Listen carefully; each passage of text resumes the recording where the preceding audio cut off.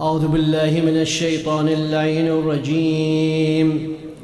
بسم الله الرحمن الرحيم.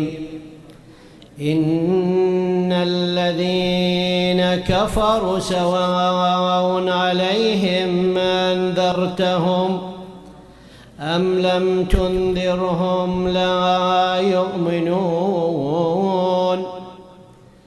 ختم الله على قلوبهم وعلى سمعهم وعلى أبصارهم غشاوة ولهم عذاب عظيم. ومن الناس من يقول آمنا بالله وباليوم الآخر وما هم بمؤمنين.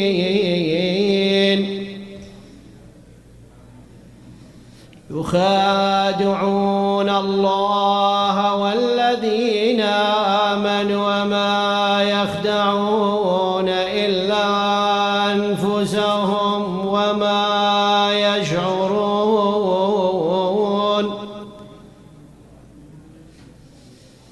في قلوبهم مرض فزادهم الله مرضا ولهم عذاب أليم بما كانوا يكذبون. وإذا قيل لهم لا تفسدوا في الأرض قالوا إنما نحن مصلحون. ألا إنهم هم المفسدون ولكن لا يشعرون.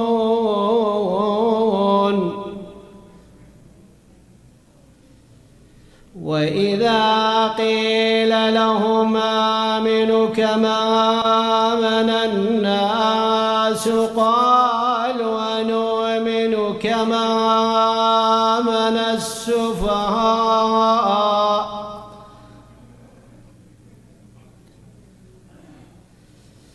ألا إنهم هم السفهاء ولكن لا يعلمون.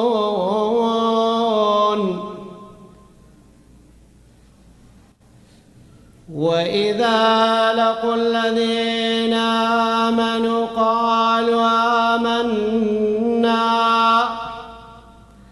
وإذا خلوا إلى شياطينهم قالوا إنا معكم إنما نحن مستهزئون.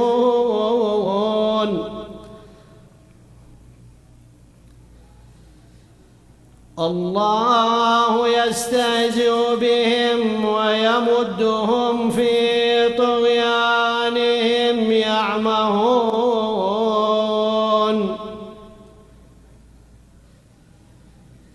أولئك الذين اشتروا الضلالة بالهدى فما ربحت تجارتهم وما كانوا مهتدين.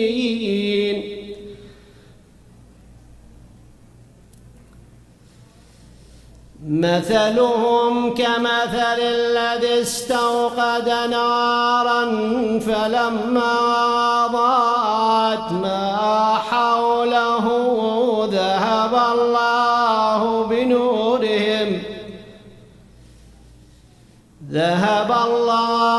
بنورهم وتركهم في ظلمات لا يبصرون. صم بكم عمي فهم لا يرجعون.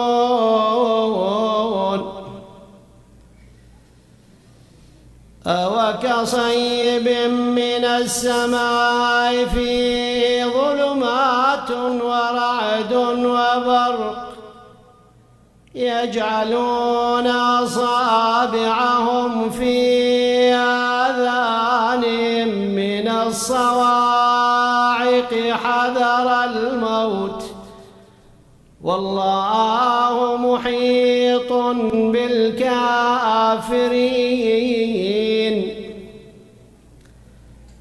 يكاد البرق يخطف أبصارهم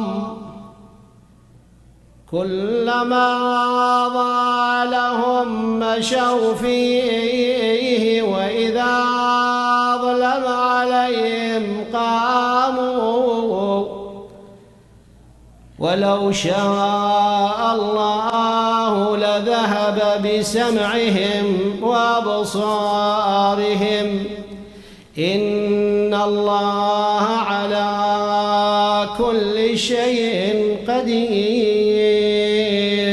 صدق الله العلي العظيم. اللهم صل على محمد.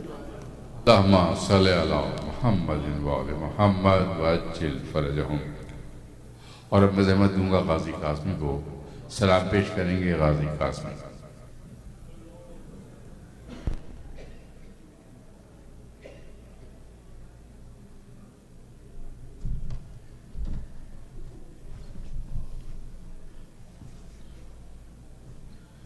اور محمد وآل محمد صلوات.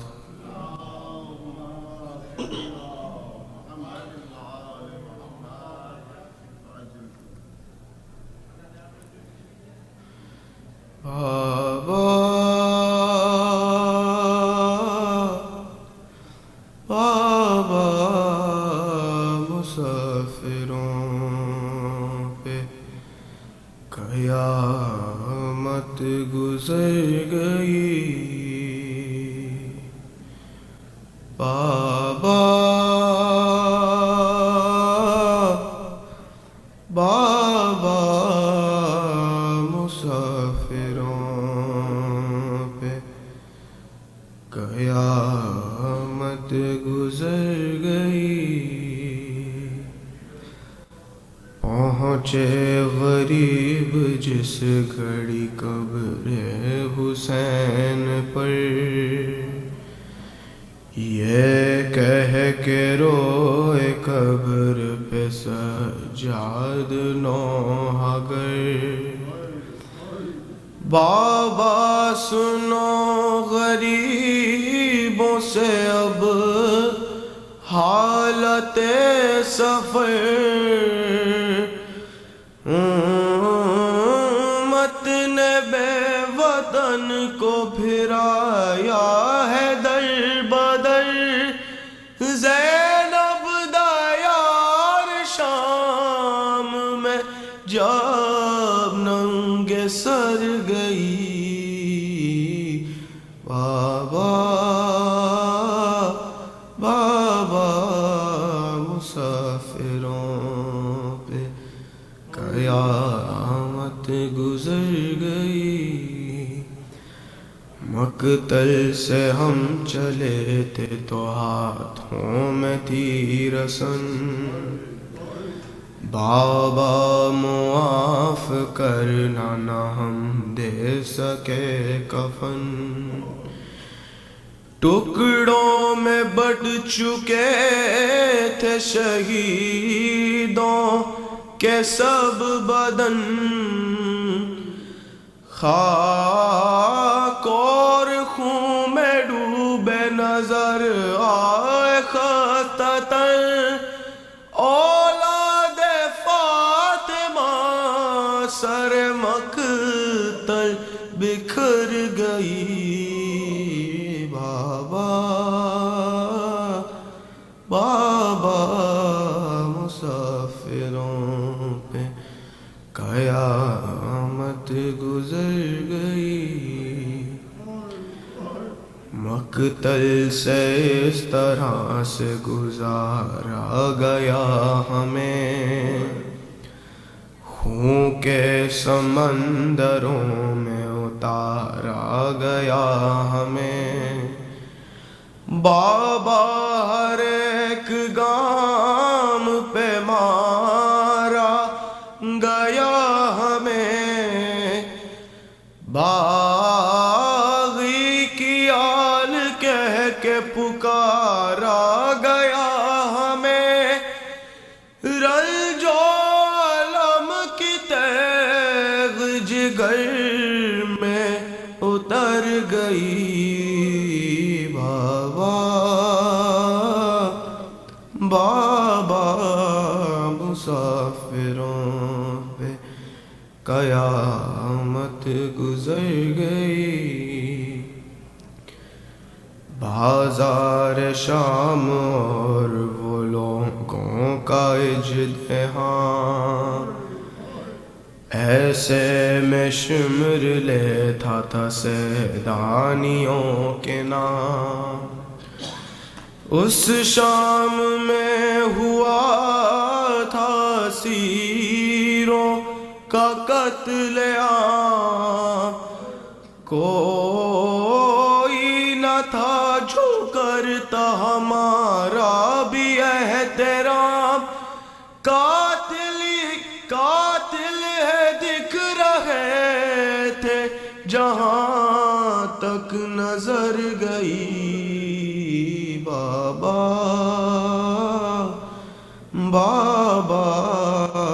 مسافروں پہ قیامت گزر گئی،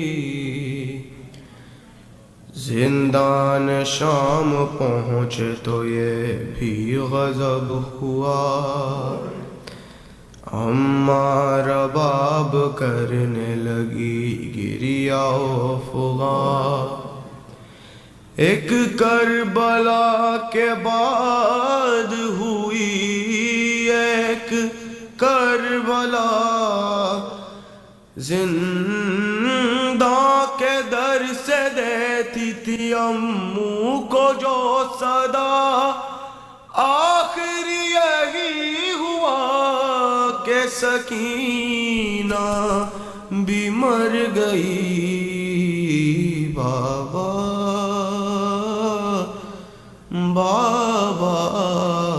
مسافروں پہ قیامت گزر گئی۔ ماشاءاللہ، جزاک اللہ۔ صلوات بر محمد و آل محمد۔ اب لطف نقوی مرثیہ پیش کریں گے، لطف نقوی۔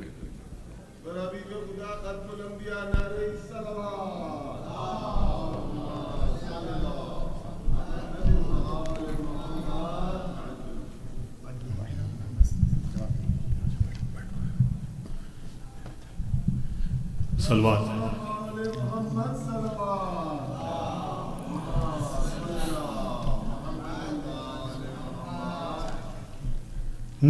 جب لٹ کے کربلا سے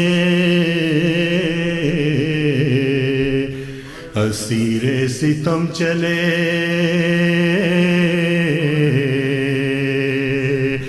سجاد سربرہنہ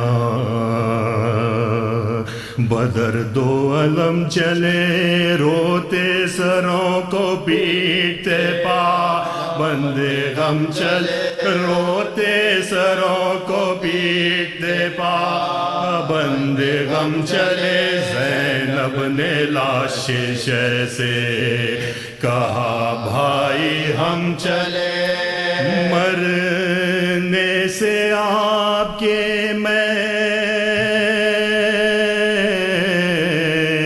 یہ ایذا اٹھاتی ہوں، دربار میں یزید کے سر ننگے جاتی ہوں، دربار میں یزید کے سر ننگے جاتی ہوں، ہے میرے مسافرے کرب و بلا حسین، ہے میرے غریب میرے محل خواہ حسین ہے تجھے نہ پانی کا خطرہ ملا، ہے تجھے نہ پانی کا خطرہ ملا، حسین ہے تمام تن تیرا ٹکڑے ہوا حسین، پیاسے گلے پہ خنجرے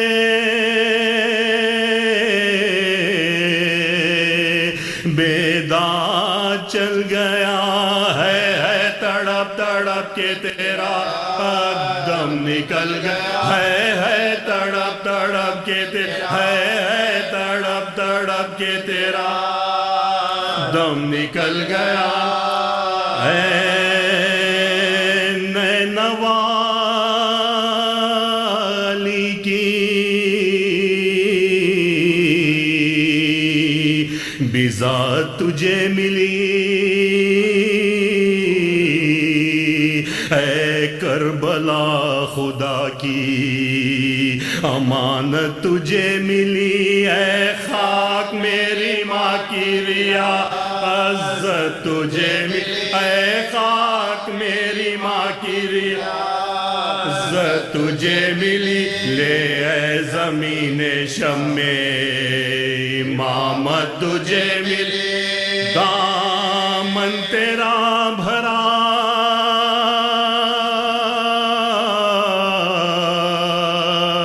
میری کھیتی اجڑ گئی، سرحد میں تیرے بھائی سے زینب بچھڑ گئی، سرحد میں تیرے بھائی سے زینب بچھڑ گئی، یہ کہہ کے سر کو پیٹ کے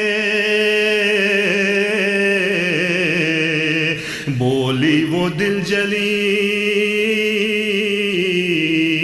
آ کر نجف سے حال میرا دیکھو یا علی، گردن رسن میں آپ کی بیٹی کی ہے بد، گردن رسن میں آپ کی بیٹی کی ہے بنی، کہتی ہے ماریا سے وہ با چشم تر چلی، ہے میں کر بلائے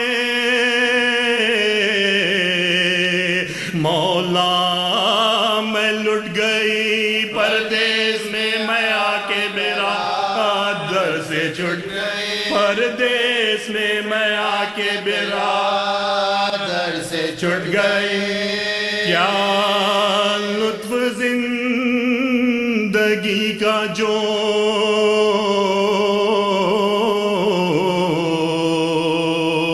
نقشہ بگڑ گیا، کیوں کرنا تڑپوں آہ، بڑا پیچ پڑ گیا اس قافلے کا قافلہ والا بچھڑ گیا، اس قافلے کا قافلے والا بچھڑ، اس قافلے کا قافلہ والا بچھڑ گیا، ہے ہمارا کیسا بھرا گھر اجڑ گیا، پردیسیوں نے چھاؤنی جنگل میں چھائی ہے، بھائی نے میرے نئی بستی بسائی ہے، بھائی نے میرے ایک نئی بستی بسائی ہے، ماں بلا کے ہم سے دغا کی لینوں نے، کیا کیا نہ ہم پر جورو جفا کی لینوں نے، کچھ بھی ذرا نہ شرم و حیا کی لینوں نے، کچھ بھی ذرا نہ شرم و حیا کی لینوں نے، گردن خفا سے شے کی جدا کی لینوں نے، خیمے جلا کے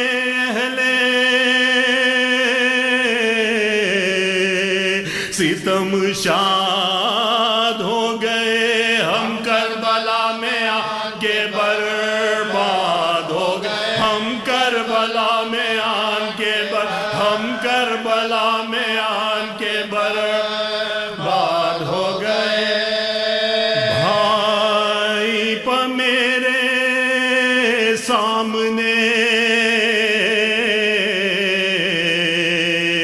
نیزے چلا کیے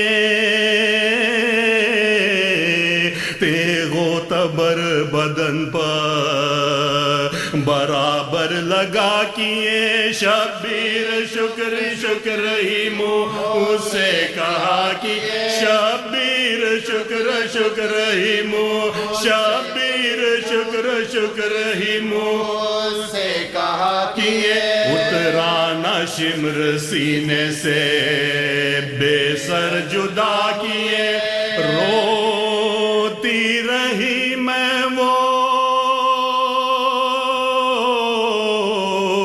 سر شبیر لے گیا بھائی کی میری خوبر بھائی کی میری خوبر بھائی کی میری خوبر تصویر لے گیا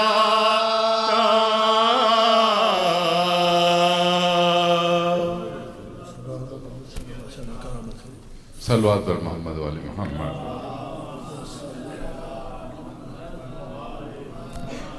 خواتین و حضرات، پوسٹ ٹو عاشورہ مجالس کا سلسلہ انشاءاللہ کل جمعہ کے روز سے شروع ہوگا. پہلی مجلس بعد نماز مغرب منعقد ہوگی. مولانا ریحان حیدر رضوی صاحب اس مجلس سے خطاب فرمائیں گے اور اتوار تک وہی ان مجالس سے خطاب فرمائیں گے. 4 مجالس سے پابندی وقت کا خیال رکھیں اور مغرب کی نماز کے فوراً بعد مجالس شروع. ایک اور باوز بلند صلوات.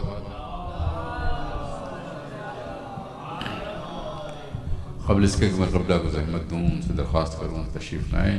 آپ سے درخواست ہے تو آگے تشریف لے آئیے.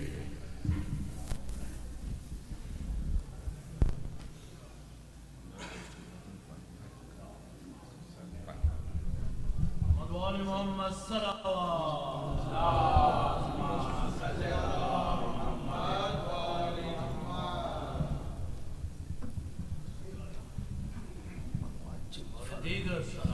اللہم جزاک اللہ. نعرہ تکبیر اللہ نعرہ تکبیر اللہ اکبر. نعرہ رسالہ یا رسول اللہ یا رسول اللہ نعرہ حیدری یا علی حیدری یا آواز دست صلی علی محمد. رحم اللہ من قرأ الفاتحہ.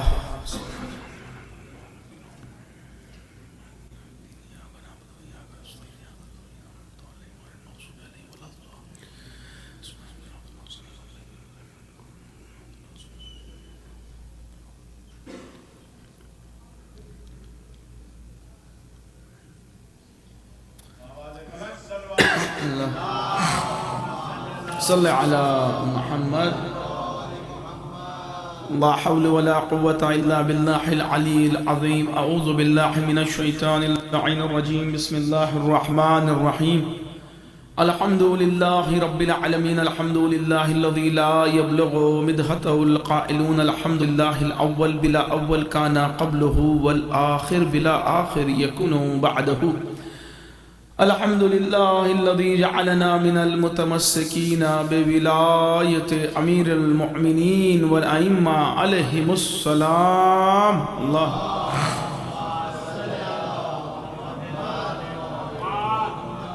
الحمد لله كما هو أهله. الحمد لله على كل حال والصلاة والسلام على أشرف الأنبياء والمرسلين سیدنا و نبینا و حبیب قلوبنا و طبیب نفوسنا و شفیع ذنوبنا مولانا و مولا الثقلین جد الحسن والحسین محبوب رب المشرقین مالک قاب قوسین بالقاسم محمد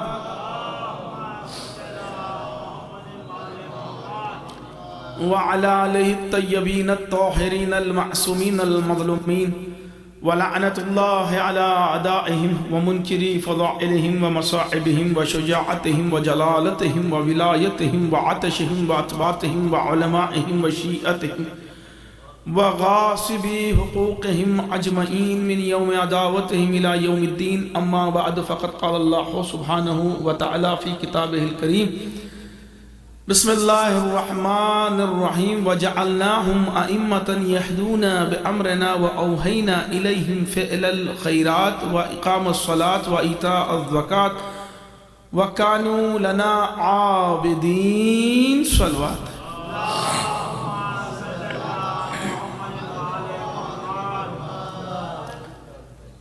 عظمت امام حسین سید الشہداء پر باواز بلند صلوات. اللہم صلی علی. عزیزان گرامی، برادران ایمانی، محبان آل محمد و سوگواران امام مظلوم، 1446 کا یہ عشر اول منعقد بمقام ادارہ جعفریہ میری لینڈ بعنوان صفات جانشین رسول، اور آج اس سلسلے کی یہ آخری مجلس، اور یقیناً وقت کیسے گزر گیا اس کا بالکل اس کو کہتے ہیں پتہ ہی نہیں چلا ہے. بہرحال لیکن یہی زندگی ہے اور وقت اسی طریقے سے گزرا کرے گا، لیکن گزرتے ہوئے وقت کے ساتھ جو اپنے مقصد کو نہیں بھولتا وہی حقیقتاً اشرف المخلوقات ہوتا ہے. اللہم صلی علی. بات یہ ہے کہ عزیزان گرامی، اچھا وقت آتا ہے، برا وقت آتا ہے. کووڈ کا وقت انسان کا گزر گیا، کبھی اپنے بچھڑ جاتے ہیں، اور بہت سی پروردگار خوشیاں بھی دیتا ہے. اور یہ یقیناً یہ مختلف انداز کے جو اوقات ہیں جو انسان کی زندگی میں آتے ہیں، یہ امتحان کے بدلے ہوئے ڈھنگ و انداز ہیں، اور اس میں پروردگار یہ دیکھتا ہے کہ اس امتحان کے بعد دامن صبر و ایمان کتنا کس کے ہاتھ میں ہے اور کتنا کس کے ہاتھ سے چھوٹ گیا. بہرحال بات کو مختصر کر کے آپ کے سامنے بیان کروں کہ اس پورے عشرے کے دوران بڑے ہی بہترین انداز سے آپ لوگ سماعت فرماتے رہے، اور میں دعا گو ہوں آپ حضرات کے لیے. ایک صلوات بھیجیں محمد و آل محمد پر. صلی علی محمد.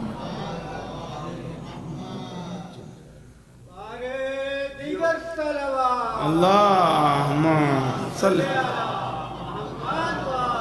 چونکہ عزیزان گرامی بہرحال عموماً ایک دستور یہ بھی ہوتا ہے کہ ایک ایک کا اگر اور بہت سے جو ذمہ داران ہیں ان کا شکریہ ادا کیا جاتا ہے. اس معاملے میں بہت ہی کچا ہوں شکریہ ادا کرنے کے معاملے میں، کہ اسپیشلی نام لے کے شکریہ ادا کرنا.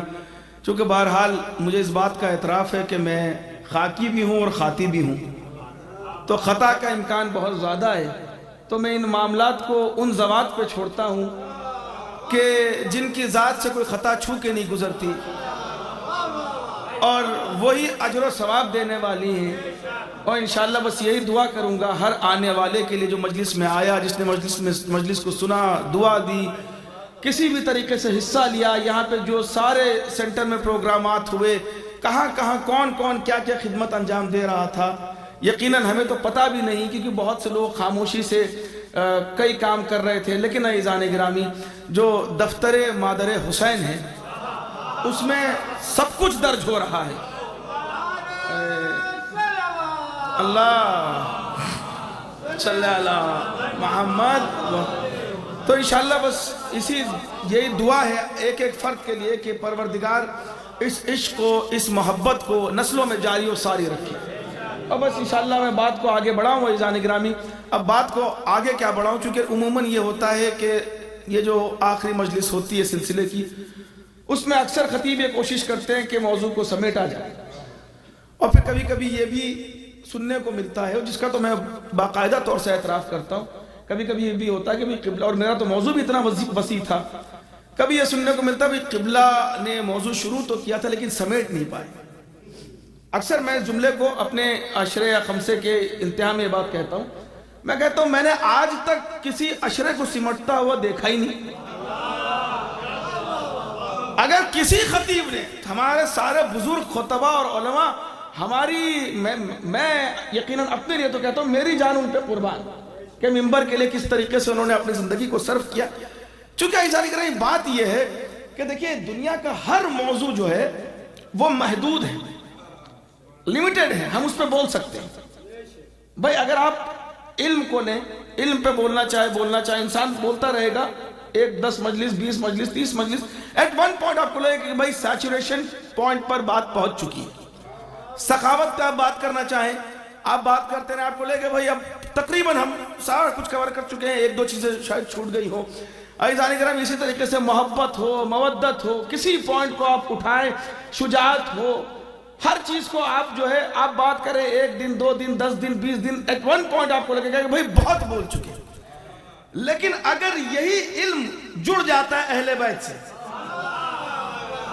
یہی شجاعت جب جڑ جاتی ہے اہل بیت سے، یہی مودت اور محبت جب جڑ جاتی ہے اہل بیت سے، تو یہی جو محدود موضوعات ہیں وہ لامحدود ہو جاتے ہیں.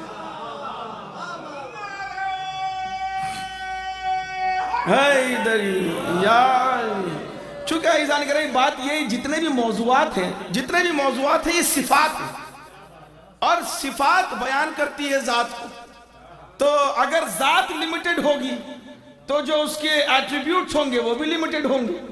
لیکن اگر ایزان گرامی کوئی بنا ہی ہو اس کی معرفت کے لیے کہ جو لامحدود ہو، تو بہرحال مولا آپ کو سلامت رکھے کہ جتنا بھی ہم اس کو سمیٹنا چاہیں، یہ کمال ہے ان کے فضائل کا کہ یہ پھیلتے ہی چلے جاتے ہیں.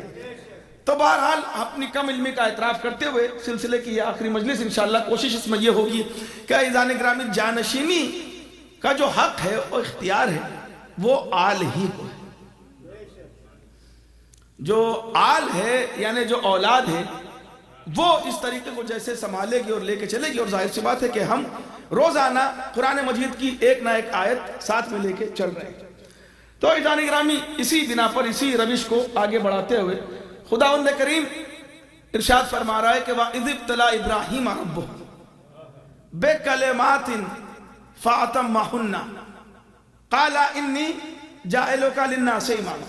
دیکھیں آیت آپ نے اکثر مجالس میں سنی ہے، بہرحال اس وقت موضوع میں ہے اور چند باتیں آپ کی گوش گزار کرنا چاہوں گا اسی کے حوالے سے. قَالَ إِنِّي جَاعِلُكَ لِلنَّاسِ إِمَامًا قَالَ مِن ذُرِّيَّتِي قَالَ لَا يَنَالُ عَهْدِ الظَّالِمِينَ. اب ہم تھوڑا سا اس کو جو ہے آیت کا حصہ با حصہ اس کو کور کرتے ہوئے آگے بڑھیں گے. پروردگار نے سب سے پہلے کیا کہا کہ وَإِذِ ابْتَلَىٰ إِبْرَاهِيمَ رَبُّهُ، کہ ابراہیم کا امتحان لیا کس نے؟ ابراہیم کے رب نے.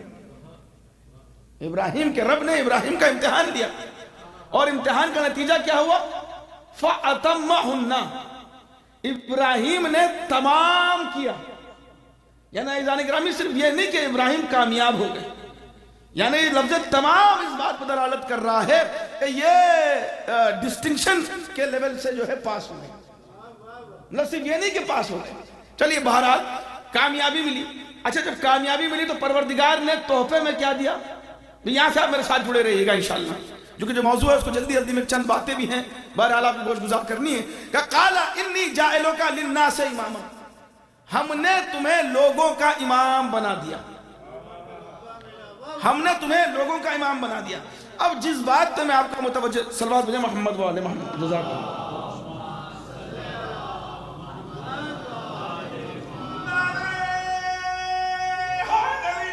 یا حضور بس توجہ کے ساتھ چند باتیں اور انشاءاللہ ہم بالکل ہی جس کو کہا جائے کہ انشاءاللہ جس طریقے سے الحمدللہ ہائی وے پہ چل رہے تھے ویسے ہی انشاءاللہ چلتے رہیں گے. یہاں پروردگار نے کہا کہ ہم نے تمہیں لوگوں کا امام بنا دیا. اب سب سے پہلی بات تو یہ ہے عزیزان گرامی کہ جب امتحان میں کامیابی ملی، یعنی جب تمام کر لیے سارے امتحان، تو پروردگار نے عہدہ کون سا دیا؟ عہدہ امامت. اچھا جس کو دیا جا رہا ہے وہ خود کون ہے؟ بھائی بات تو یہ ہے نا کہ جس کو دیا جا رہا ہے وہ خود کون ہے؟ بھائی وہ رسول ہے اور آلریڈی کئی منزلوں کو طے کرتا ہوا یہاں تک پہنچا ہے. کئی آپ سوچیں کسی آپ ماسٹرز کے پاس جا کے کہیے آج ہم آپ کو بیچلرز کی ڈگری دینا چاہتے ہیں، وہ کہے بھائی کیا کرنا چاہتا ہوں میرے ساتھ؟ کہ آپ مجھے اگر کچھ تحفہ دینا چاہ رہے ہیں اور کہہ رہے ہیں کہ عہدہ دے رہے ہیں تو اس سے اوپر کا ہونا چاہیے. تو عزیزان گرامی جناب ابراہیم کون ہے کہ جو پہلے سے رسول ہیں، اور اللہ کہہ رہا ہے کہ انی جاعلک للناس اماما. یہ ایک سب سے بڑی دلیل اور واضح، اور اکثر آپ مجالس میں سنتے رہتے ہیں، یہ اپنے آپ میں اس بات کی دلیل ہے کہ عزیزان گرامی یہ رسالت کے عہدے سے بہت بلند ہے امامت کا عہدہ. اللہم صلی اللہ. اب جب ہم یہ کہتے ہیں تو کبھی کبھی سننے والے بھی گھبرا کے سنتے ہیں اور یہ سمجھتے ہیں کہ ہم نے رسول سے آگے علی کو بڑھا دیا. بھئی بات یہ ہے کہ خاتم النبیین سردار الانبیاء کون ہے؟ رسول اللہ. جناب ابراہیم کیا بن رہے ہیں؟ امام. تو جو بھی عہدے دیگر انبیاء کے پاس ہوں گے وہ عہدے کئی گنا ہو کر کے رسول کے پاس ہوں گے. تبھی وہ تو خود رسول اللہ جو ہیں یہ رسول بھی ہیں اور امام بھی ہیں. سرور کائنات جو ہیں یہ خاتم النبیین حضرت محمد مصطفیٰ صلی اللہ علیہ وآلہ وسلم رسول بھی ہے اور امام بھی ہے. تو آپ یہ نہیں کہہ سکتے کہ ظاہر کے رسول امام نہیں ہے، چونکہ کوئی عہدہ ایسا نہیں ہو سکتا کہ دیگر انبیاء میں سے کسی نبی کے پاس ہو اور رسول کے پاس نہ ہو، چونکہ ظاہر سی بات ہے کہ یہ سردار الانبیاء ہیں. اچھا پروردگار نے کہا کہ جلدی جلدی، یہ تو اکثر باتیں آپ علماء سے سنتے رہتے ہیں. بہرحال تذکر بھی عبادت ہے، دہرانا بھی عبادت ہے، لیکن وقت کی تنگی ہے، میں آگے بڑھوں گا. انی جاعلک للناس اماما، ہم نے تمہیں لوگوں کا امام بنا دیا اللہ نے کہا. اب آپ اس بات پہ غور کیجئے، غور کرنے والی بات کیا ہے؟ اللہ نے کیا دیا؟ عہدہ امامت کا. لیکن کیا کہہ کے دیا؟ کس کا امام بنایا؟ لوگوں کا امام بنایا. یہ لفظ جو پروردگار کہہ رہا ہے کہ ہم نے تمہیں لوگوں کا امام بنایا، یہ اس بات پر دلالت کر رہا ہے کہ تمہیں امامت تو ملی ہے لیکن اس کی کچھ لیمیٹیشنز ہیں. لوگوں کا امام بنایا. اسی لیے جب بھی تذکرہ کرتے ہیں تو کیا کہتے ہیں؟ السلام علیکم یا امام الانس والجان، اے جنوں اور انس کے امام. یعنی یہاں امامت محدود ہے، وہاں امامت لامحدود ہے. اور رسول نے اسی عہدے کی دعائی دیتے ہوئے کہا تھا کہ جس کا میں مولا اس کا علی مولا. یعنی جو عہدہ میرے پاس ہے امامت کا، یا جتنا حق تصرف میرا ہے امامت کا، اتنا ہی حق تصرف علی کا ہے. کہ جس کا میں مولا اس کا علی مولا. اسی لیے اکثر میں ایک جملہ کہا کرتا ہوں کبھی کبھی کہ جن لوگوں نے علی کو مولا نہیں مانا، میں یہ کہتا ہوں برا ماننے کی ضرورت نہیں ہے، چونکہ رسول نے جو کرائٹیریا پیش کیا تھا نا اس بنا پر وہ علی کو مولا نہیں مان سکتے تھے. کہا قبلہ کیا مطلب؟ میں نے کہا بھی رسول نے پہلے کنڈیشن بیان کر دی کہ جس کا میں مولا اس کا علی مولا. بات یہ ہے کہ جنہوں نے علی کو مولا نہیں مانا، حقیقت یہ ہے کہ انہوں نے رسول کو کبھی دل سے مولا مانا ہی نہیں تھا. اللہم صلی محمد. اب دیکھیں آگے کی منزلوں کو میں طے کرتے ہوئے عزیزان گرامی اللہ پروردگار نے ارشاد فرمایا کہ ہم نے تمہیں لوگوں کا امام بنایا. تو اس سے یہ بات معلوم ہوئی کہ یہاں امامت ایک محدود ہے اور لامحدود. تو یہاں جو امامت رسول کو ملی وہ لامحدود ہے، رحمت للعالمین. یعنی اگر کوئی صفت پورے عالمین کے لیے ہے تو امامت بھی عالمین کے لیے ہے. تو جس کا میں مولا اس کا علی مولا. اسی ضمن میں یہ لامحدود امامت کی طرف رسول اللہ نے اشارہ کیا. بہرحال اس بات سے ہم گزر چکے ہیں، میں بات آپ کو آگے بڑھاؤں. اب جیسے ہی اللہ نے یہ تحفہ دیا جناب ابراہیم، قال انی جاعلک للناس اماما. اب یہاں جناب ابراہیم کا جو رویہ ہے اس پہ غور کرنے والی بات ہے. قال انی جاعلک للناس اماما. جیسے ہی سنا کہ لوگوں کا امام بنا دیے گئے ہیں قال ومن ذریتی، پروردگار یہ عہدہ کیا میری نسل میں بھی باقی رہے گا؟ یہ انسان کب کہتا ہے؟ جب اس کی خواہش ہوتی ہے کہ نسل میں باقی رہے۔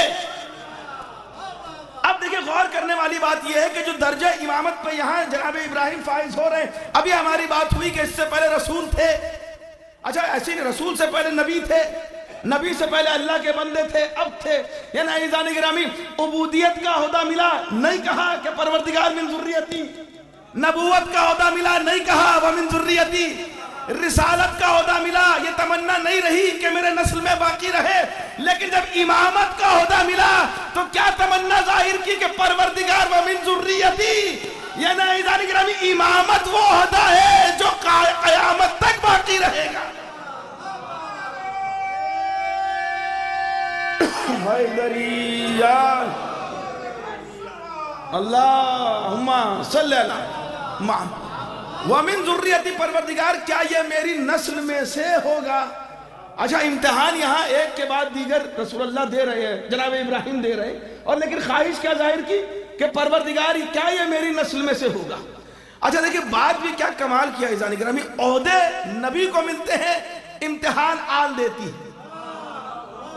بھائی جناب آدم کے جب سجدے سے انکار کیا ابلیس نے، تو اس نے کیا کہا؟ پروردگار میری اتنی عبادت ہوگا کیا دے گا؟ پروردگار نے کہا مانگ لے جو مانگنا ہے۔ جو اس نے مانگا پروردگار نے دے دیا۔ سب سے پہلی چیز کیا مانگی؟ میں آدم کی اولاد کو بہکاؤں گا۔ آدم کی اولاد عزیزان گرامی دشمنی تھی آدم سے، نبھائی جائے گی اولاد سے۔ رسول کے ساتھ بھی یہی مسئلہ ہوا، دشمنی تھی رسول سے، نبھائی گئی اولاد سے۔ بے شک ہر ابلیس کا رویہ یہی ہوتا ہے کہ دشمنی ماں سے، لیکن عزیزان گرامی غور کرنے والی بات آپ یہاں دیکھیے کیا کہا؟ وَمِن ذُرِّيَّتِي، پروردگار کہ کیا یہ چیز میری ذریت میں ہوگی، میری نسل، یعنی جناب ابراہیم کی تمنا تھی کہ یہ عہدہ امامت نسل میں باقی رہے۔ اب پروردگار بہرحال عزیزان گرامی یہ کرائٹیریا کو جاننے والا، ہمیشہ اس نے ایک معیار بیان کیا ہے، ایک میلاد بیان کیا ہے، کرائٹیریا بیان کیا ہے۔ یہ نہیں کہا کہ تمہاری نسل میں ہوگی یا نہیں ہوگی، اس نے ایک معیار بیان کر دیا۔ لا ینالو عہد الظالمین، یہ جو عہدہ ہے عہدہ امامت، یہ ظالمین تک نہیں پہنچ سکتا، چاہے کچھ بھی ہو جائے ظالمین تک نہیں پہنچ سکتا۔ اب بہرحال آپ یہ دیکھیں کون ہے جناب ابراہیم؟ جناب ابراہیم خلیل اللہ۔ اچھا دیکھیں حد تو یہ ہے کہ خلت ملی، یعنی اللہ کے دوست، اللہ کے دوست کا درجہ ملا، خلت ملی، اس پر بھی نہیں کہا وَمِن ذُرِّيَّتِي، ورنہ ہوتا کیا ہے کسی کے اگر کسی بڑے آدمی سے دوستی ہو جائے تو انسان نے کہتا ہے کہ بھائی میرے بچوں سے بھی بنائے رکھنا، یا بچوں سے کہتا ہے بھائی ان سے بنائے رکھنا، بڑے کام کے آدمی ہیں آگے تک کام آئیں گے۔ یہاں تو اللہ میاں سے دوستی ہو رہی ہے، قیامت تک کام آنے والی ہے، اس خلت پہ بھی نہیں کہا وَمِن ذُرِّيَّتِي، لیکن جب درجہ امامت پہ فائز ہوئے تو کہا وَمِن ذُرِّيَّتِي۔ اب عزیزان گرامی دیکھیں مسئلے کو حل کروں، کون تھے خلیل اللہ، اللہ کے دوست، اور اس موقع پر یہ نہیں کہا بھئی چاہتے تو اصرار کرتے پروردگار میں تیرا دوست ہوں، اس عہدے کو میرے نسل میں باقی رکھنا، لیکن نہیں، لیکن عزیزان گرامی چونکہ دوست تھے تو مزاج مشیت سے واقف تھے، تو یہاں اصرار نہیں کیا، انسسٹ نہیں کیا، بلکہ دستے دعا بلند کیے۔ دیکھیں اب اس کو جس کو میں اکثر قرآنک میتھ کہتا ہوں نا، اس طریقے سے اس کو حل کیجئے۔ شرط کیا رکھی کہ ظالمین تک یہ عہدہ نہیں جائے گا۔ جناب ابراہیم نے دستے دعا بلند کر کے کیا کہا؟ پروردگار تو میری نسل میں ظلم مٹانے والے کو رکھنا۔ دیکھ کس طریقے سے عہدہ جناب ابراہیم اپنی نسل میں لے رہے ہیں، کہ ظاہر سی بات ہے دوست ہے تو مزاج مشیت سے واقف ہے، تو میری نسل میں ظلم مٹانے والے کو رکھنا۔ اچھا ظلم کئی صورتیں ہیں، ظلم کی ڈیفینیشن کیا ہے؟ جو حقیقتاً ظلم کی ڈیفینیشن ہے وہ یہ ہے کہ وضع الشیء علی غیر محلہ، کسی بھی شے کا اس کے غیر محل پہ رکھنا، جہاں وہ چیز ڈیزرو نہیں کرتی اس جگہ اس چیز کو رکھنا، یہ ظلم ہے۔ اور جس کی اکثر مثال اپنے مجالس میں سنی ہوگی، مثلا موزہ ہے اس کو سر پہ رکھے، یہ ظلم ہے، سر کے ساتھ بھی موزے کے ساتھ بھی۔ تو عزیزان گرامی اسی طریقے سے ٹوپی ہے، اگر آپ اس کو پیر میں رکھیں یہ ظلم ہے، بہرحال اس ٹوپی کے ساتھ، چونکہ اس کا جو مقام ہے وہاں پہ آپ نے اس کو نہیں رکھا. تو اب دیکھنے والی بات یہ کہ سب سے بڑا جو ظلم ہے، آپ قرآن اور حدیث اور روایتیں اٹھا کر کے دیکھیں تو پتہ چلتا ہے کہ شرک جو ہے، ان الظلم لشرک عظیم، شرک سب سے بڑا ظلم ہے. کیوں؟ شرک اس لیے سب سے بڑا ظلم ہے جو اللہ کا مقام ہے، جو سب سے بڑا مقام ہے، آپ نے اس کو اس کا مقامات نہیں دیا، تو لہذا سب سے بڑا ظلم ہوا. تو اچھا، شرک کی جو سب سے کھلی شکل ہے وہ کیا ہے؟ بت پرستی. دیکھیں میں بالکل سٹیپ بائی سٹیپ آپ کو لے کے آ رہا ہوں. شرک کی جو سب سے کھلی شکل ہے وہ کیا ہے؟ بت پرستی. اور کعبہ کیا بنا ہوا تھا؟ بت کدا. اب بھی تھوڑا سا میرا ساتھ دیجئے، کعبہ کیا بنا ہوا تھا؟ بت کدا. اور جناب ابراہیم نے کیا دعا مانگی تھی کہ پروردگار تو میری نسل میں شرک مٹانے والے کو رکھنا، شرک مٹانے والے کو رکھنا. اور شرک میں سب سے بڑی جو قسم ہے وہ ہے ظلم مٹانے والے کو رکھنا. ظلم کی سب سے بڑی قسم کیا ہے؟ شرک. شرک کی سب سے بڑی قسم کیا ہے؟ بت پرستی. یعنی کھلا شرک ہو رہا ہے. دیکھیں ایک تو شرک ہوتا ہے، بہرحال امام جعفر صادق علیہ السلام نے فرمایا کہ شرک جو ہے نا بڑی نازک چیز ہے، بہت ہی نازک چیز ہے. بلکہ امام نے یہ ارشاد فرمایا، کسی نے پوچھا کہ مولا شرک کیسا ہے اور کیا ہے، اسے سمجھانے کے لیے امام نے کہا بھئی اتنا سمجھ لو، اندھیری رات میں کالے پتھر پہ رینگتی ہوئی کالی چیٹی کی طریقے سے انسان کے اندر مخفی ہے شرک. اتنا اس پہ کام کرنا پڑتا ہے کہ اللہ کی ذات میں کسی کو شریک نہ کرے. تو عزیزان گرامی پوچھنے والے نے پوچھا کہ کیا اتنا نازک ہے تو ہم اس کو کیسے سنبھال کے رکھیں، کیسے انٹیکٹ رکھیں وحدانیت کو، توحید کو. تو عزیزان گرامی کہا کہ چونکہ وہ لیسا کمثلہ شیء ہے، تو امام نے ارشاد فرمایا کہ پروردگار اس لیسا کمثلہ شیء سے بھی بلند ہے.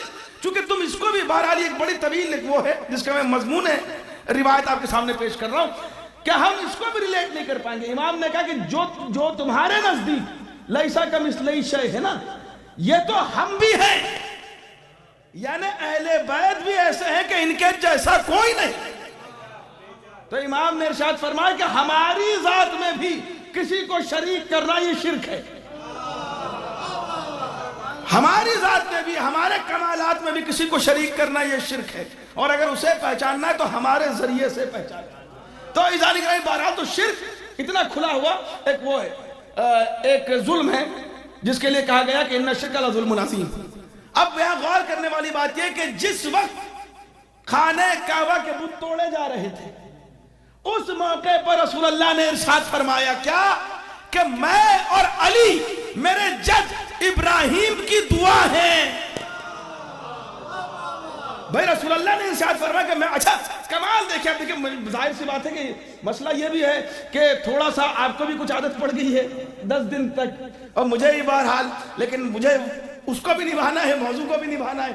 تو درمیان میں ہم جہاں سے گزر رہے ہیں تو تھوڑا سا میں بھی آپ کو بیدار کرتا چلوں، چونکہ آپ کو بھی لگے کہ ویکینڈ آج سے ہی شروع ہو گیا ہے. دیکھیں غور کرنے والی بات یہ کہ جب بت شکنی ہو رہی ہے وہاں پہ بھی ایسے نہیں یہاں کوئی تلواریں نہیں چل رہی ہیں. بھئی فتح مکہ ہو چکا ہے، آئے بتوں کو توڑا جائے، کوئی آ جائے. تاریخ نے لکھا ہے عزیزان گرامی یہاں پر بھی رسول نے سب کے لیے انویٹیشن رکھا تھا. رسول اللہ آئے اور آنے کے بعد تمام اصحاب کو اکٹھا کیا، کہا کہ چلو بہت ضروری کام ہے، ہمیں خانہ کعبہ چلنے کے اس کام میں کون میرا ساتھ دے. سب نے کہا رسول اللہ ہم چلیں گے، ہم چلیں گے، ہم چلیں گے. تمام اصحاب آ گئے. پھر اس کے بعد پوچھا کہ رسول اللہ کام تو بتائیے کیا ہے. کہا کہ خانہ کعبہ چلنا ہے اور اللہ کے گھر کو بتوں سے پاک کرنا ہے، یعنی بتوں کو توڑنا ہے، بتوں کو توڑ کے گرانا ہے. روایت کہتے ہیں جان گرامی جتنے لوگ حامی بھر بھر کے آگے بڑھ رہے تھے بڑے بڑے، وہ پیچھے ہٹنے لگے، سر کو جھکانے لگے. رسول نے پوچھا کیا ہوا بھائی، ابھی تو کہہ رہے تھے ہم چلیں گے ہم چلیں گے، اب پیچھے کیوں ہٹ رہے. سنیے گا یہ تاریخ کا جملہ ہے کہ یا رسول اللہ، یا رسول اللہ ہمیں حیا آتی ہے، ہمیں شرم آتی ہے، جن خداؤں کے سامنے ہم نے ماضی میں سر کو جھکایا ہے آج انہیں اپنے ہاتھوں سے توڑے.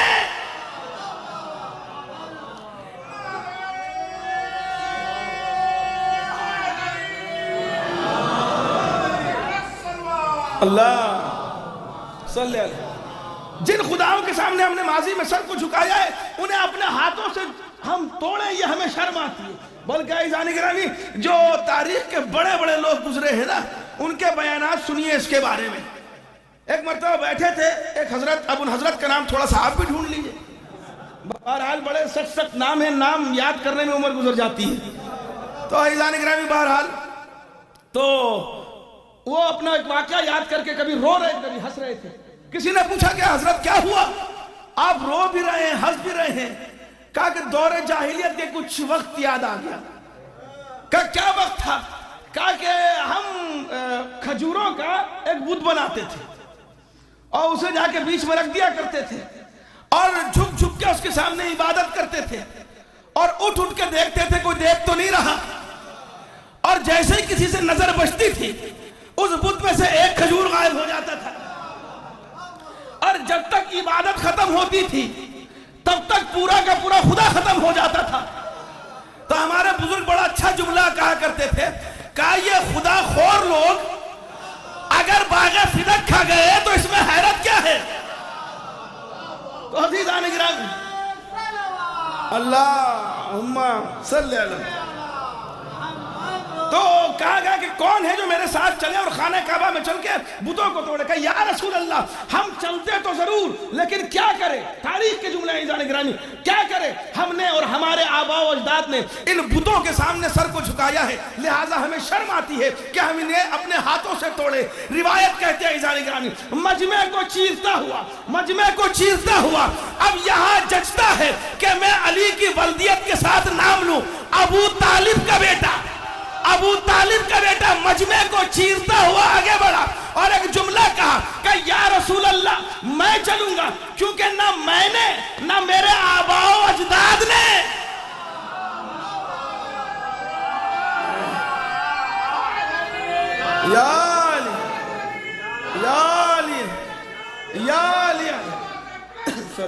اللہم صلی اللہ، کیونکہ نہ میں نے نہ میرے آباء و اجداد نے کبھی ان بتوں کے سامنے سر کو جھکایا. اب کوئی تو تاریخ میں ایسا ہوتا جو آگے بڑھ کے کہتا کہ یا علی کیسی باتیں کر رہے ہیں، آپ کی تو ٹھیک ہے لیکن آپ نے آباء و اجداد کی بات کی ہے. لیکن اعزان گرامی ہے کسی میں ہمت جنہوں نے بڑوں کو بھی رضی اللہ لکھا، انہوں نے بھی علی کو کرم اللہ لکھا. کہا بھائی یہ کرم اللہ کیوں لکھ رہے ہو؟ کہا چونکہ یہ علی کا چہرہ وہ چہرہ کرم اللہ وجہہ، اللہ اس چہرے پر کرم نازل کرے گا. کیوں؟ کیونکہ یہ وہ چہرہ ہے جو بتوں کے سامنے کبھی نہیں جھکا.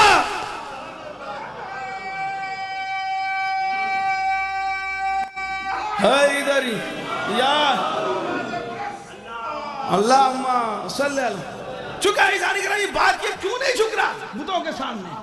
چونکہ علی نے کہا کہ نہ میں نے نہ میرے آباء و اجداد نے. چونکہ عزیزان گرامی بچے ہوتے ہیں نقال، وہ امیٹیٹ کرتے ہیں. بھائی کسی کے گھر میں جائے چھوٹے چھوٹے بچے ہوتے ہیں، ان سے دیکھیں لوگ قصے سناتے ہیں اپنے اپنے گھر کے بچوں کے، قبلہ بس یہ جاتے ہیں مصلی پہ، چونکہ میں کھڑے ہوتا ہوں میں ایسے کرتا تو یہ ایسے کرتے ہیں، میں اس طریقے سے نماز کے بعد زیارت پڑھتا ہوں تو انہیں بھی عادت پڑ گئی ہے. انہوں نے اپنے دادا کو دیکھا کہ دادا باہر جا کے زیارت پڑھتے ہیں تو انہیں عادت پڑ گئی ہے. کہ یہ بچہ سیکھ کہاں سے رہا ہے؟ اچھا اسی لیے جب آپ بچوں کو دیکھتے ہیں تو کیا کہتے ہیں؟ اگر کوئی بچہ غلط کام کر رہا ہے آپ کہتے ہیں جیسا گھر کا ماحول ہے ویسے ہی تو کرے گا. یہی تو آپ کہتے ہیں. بھائی حرکت آپ بچے کی دیکھ رہے ہیں، اگر کریڈٹ دینا ہو تب بھی والدین کو جاتا ہے، اگر الزام لگانا ہو تب بھی والدین کو جاتا ہے. کہ بھائی بچے کو کیا معلوم، جیسی تربیت ہوگی ویسے ہی تو کرے گا. تو اگر علی نے کسی کے سامنے سر نہیں جھکایا تو یہ اس بات کی دلیل ہے کہ ابو طالب نے بھی کسی کے سامنے سر نہیں جھکایا.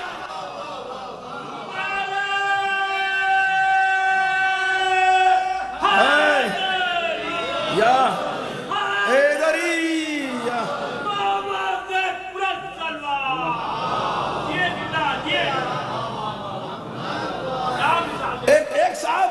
ایک صاحب اسے کہنے لگے، خیر بہرحال بات ہوئی تو کہنے لگے کہ قبلہ نہیں دیکھیں بات یہ نہیں، اسی لیے تو کرم اللہ وجہہ ہے کہ بہرحال گھر کا ماحول جیسا بھی ہو اس کے باوجود بھی علی نے سر نہیں جھکایا. میں نے کہا تو پھر لعنت ہے ان لوگوں پہ کہ جو علی کو مولا نہ مانے، کیونکہ یہ تو اور کمال کی بات ہے کہ جس گھر میں بت پرستی ہو اس کے باوجود بھی اگر بچپن سے کوئی سر نہ جھکائے تو یہ اور زیادہ کمال کی بات ہے. تو یا تو علی کو مانو یا پھر ابو طالب کو مانو، راستہ کوئی تمہارے لیے فرار کا ہے نہیں. چونکہ عزیزان گرامی جو باپ کا عقیدہ ہے وہی بیٹے کا ہے. لیکن چوتھے امام، کبھی کربلا کے بعد یہی وہ دن تھے جب چوتھے امام نکلے ہیں نا، تو ایک مرتبہ یزید نے دیکھا کہ، اور ابن زیاد نے وہی پوچھا تھا کہ یہ جو جوان ہے یہ کیسے بچ گیا. اچھا سوال چونکہ بچنے کی ایک ہی صورت تھی کربلا میں، بچنے کی ایک ہی صورت تھی، کیا بیعت کر لے. تو کہا کہ یہ کیسے بچ گئے، کیا انہوں نے بیعت کر لی؟ کہا نہیں. عزیزان گرامی عمر ساتھ کہتا ہے، کہا نہیں. جواب سنیے، تاریخی جواب ہے. کہا نہیں بیعت نہیں کی. کہا کہ کوشش کی تھی؟ کہا نہیں کوشش بھی نہیں کی. یہ کمال ہے امام حسین کا. کہا کوشش بھی نہیں کی. کہا کوشش بھی نہیں کی تو کی کیوں نہیں؟ کہا چونکہ وہ کریں گے نہیں. کہا کوشش کیوں نہیں کی؟ کہا چونکہ وہ بیعت کریں گے نہیں، اسی لیے ہم نے کوشش کی نہیں. کہا یہ کیسے کہہ سکتے ہو کہ یہ بیعت نہیں کریں گے؟ یہ تاریخی جواب ہے عزیزان گرامی جو دشمن نے دیا. کہا کیونکہ ان کے دل میں، ان کے سینے میں ان کے باپ کا دل ہے. یہ تاریخ کا، یہ علی ابن الحسین ہے، ان کے سینے میں ان کے باپ کا دل ہے. انہوں نے کسی کی بیعت نہیں کی، ان کے باپ کے سینے میں ان کے باپ کا دل تھا.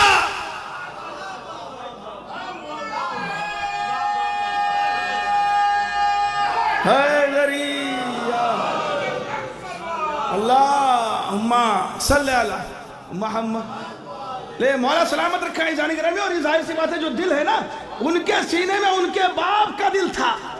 تو جیسے حسین نے کسی زمانے کے یزید کی بیعت نہیں کی، ویسے علی نے اپنے زمانے کے کسی یزید کی بیعت نہیں کی. یہ دلیل ہے اس بات کی. جیسے ابو طالب نے سر نہیں جھکایا، ویسے ہی علی نے کسی بت کے سامنے سر نہیں جھکایا. کیونکہ جو تربیت باپ کی تھی وہی بیٹے کا مزاج بنا.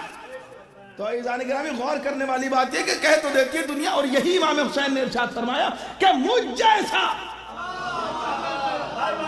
بھائی چاہتے تو دیکھیں، ایکچولی اگر آپ دیکھیں جواب تو یہ سیدھا سیدھا بننا چاہیے تھا، میں حجت خدا ہوں، میں کسی کی بیعت نہیں کر سکتا. لیکن مسئلہ کیا ہوتا، بات اسپیسیفک ہو کے رہ جاتی صرف امام حسین تک. لیکن عزیزان گرامی حسین نہیں بتانا تھا، حسینیت بتانی تھی. تو امام حسین نے کہا مجھ جیسا اس جیسے کی بیعت نہیں کر سکتا.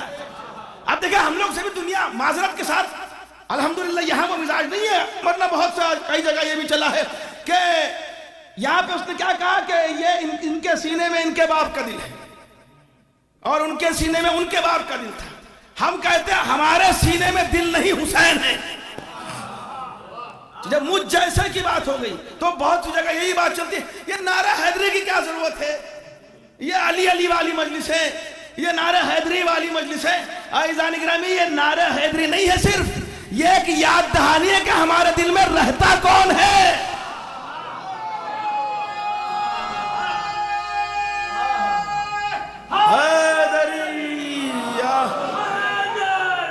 یا علی یا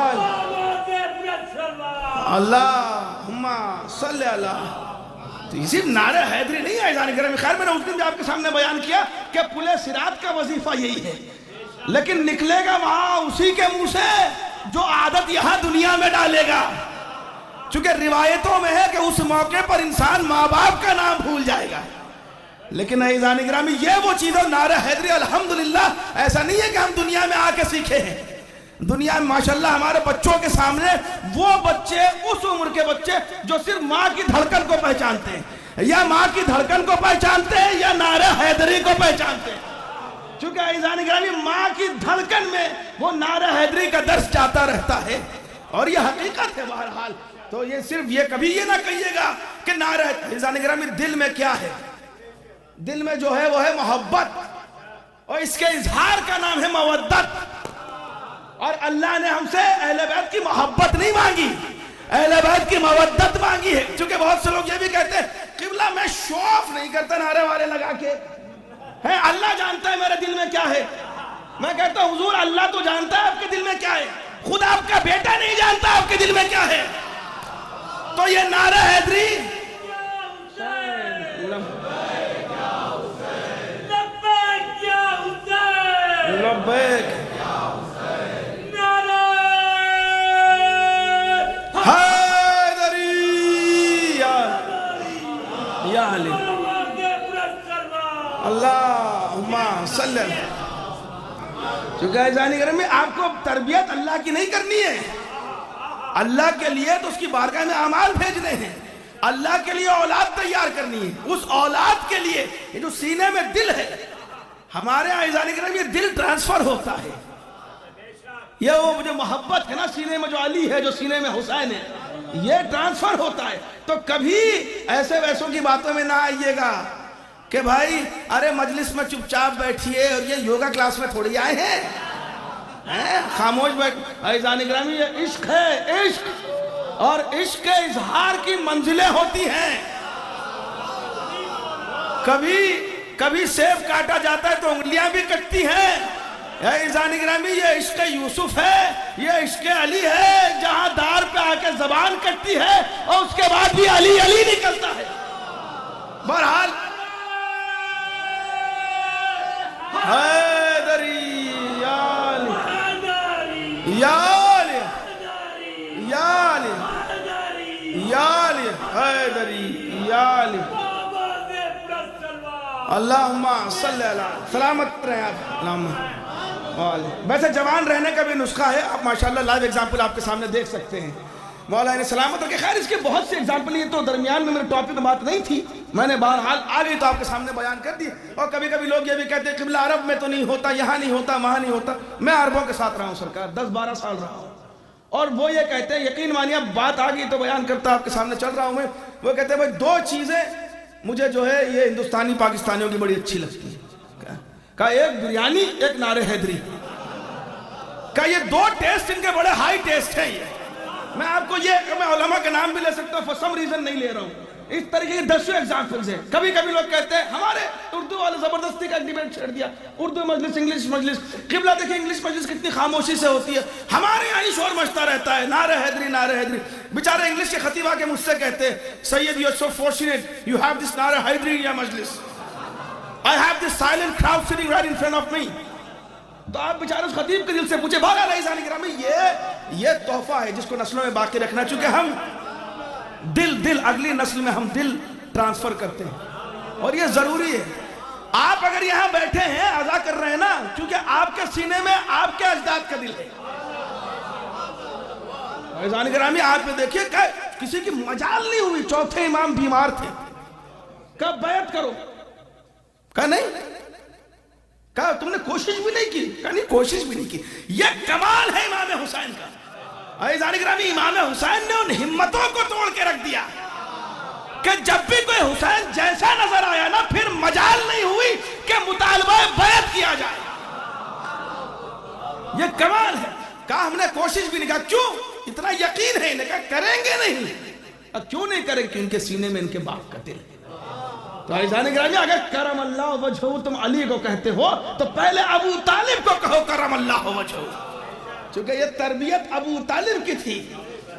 भाई क्यों नहीं अली को देख के पूछते कि आखिर कौन है इस बच्चे का बाप कि जिसने ऐसी तरबियत दी है।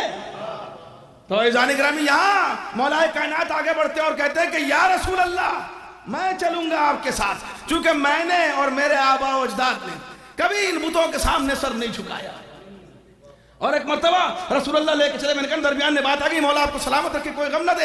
इज़ान ग्रामी लेके चले, और चलने के बाद क्योंकि सिर्फ खाना काबा के अंदर बुत नहीं रखे, खाना काबा के छत पर भी बुत रखे हुए।